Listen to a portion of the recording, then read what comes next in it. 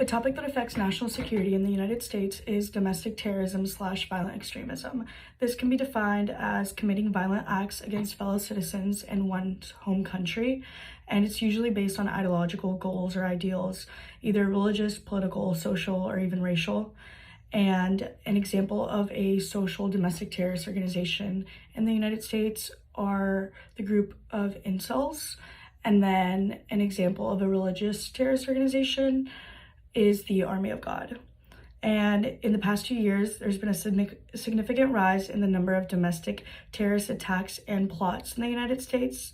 And this is a pretty big concern for the US because the US is a strong country and it's very powerful, the most powerful, but it's going to be hard if everyone within the United States starts turning their back on them and if their own public is dissatisfied with them, because this significant rise in domestic terrorism in the US is very greatly attributed to distrust in government and government institutions.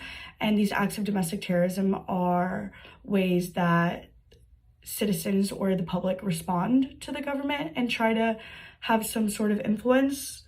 And the growing political polarization also is causing an increase in domestic terrorism in the US. And the most frequent targets include government officials, military officials, and law enforcement agencies.